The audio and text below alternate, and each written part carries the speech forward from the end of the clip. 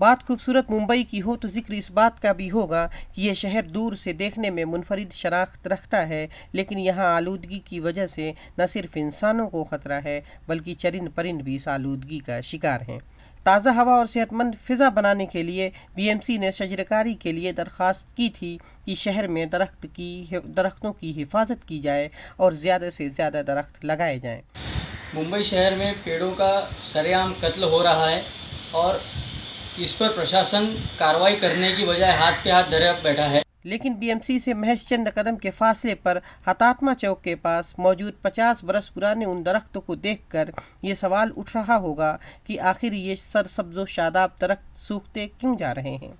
इन दरख्तों को जब करीब से देखा गया तो पता चला कि इन दरख्तों को साजिश के तहत सुखाने के लिए उनमें सुराख करके ख़तरनाक केमिकल का इस्तेमाल किया जा रहा है।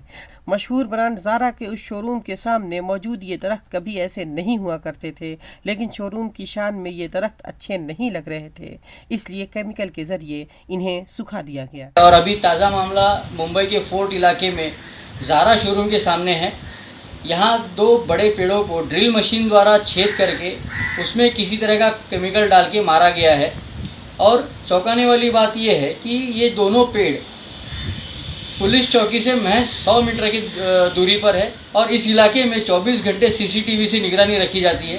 किसी ने आज तक उन लोगों को नहीं देखा जो इस पेड़ पे ड्रिल मशीन से छेद करके केमिकल डाल के शांति से निकल गए वहाँ से। इस मामले में जब ईटीवी भारत के नुमाइंदे ने बीएमसी के अफसरों से बात करनी चाहिए तो उन्होंने कार्रवाई करने से इनकार कर दिया। हालांकि इसी बरस हुकूमत महाराष्ट्र के वजीर ने 13 करोड़ दरख्त लगाने का दावा किया था, लेकिन उन्होंने सूखे दरख्तों पर शायद नज़र डालने की जहमत कभी नहीं की। क्लीन मुंबई और ग्रीन मुंबई का नारा देने वाली बीएमसी ने अगर दरख्तों के बारे में संजीदगी इख्तियार नहीं की तो यकीनन वो दिन दूर नहीं जब मुंबई में दरख्तों की तादाद कम हो जाएगी, जिसे लोग अपनी उंगलियों पर गिन सकते हैं। मुंबई से ईटीवी भारत के लिए शाहिद अंसारी।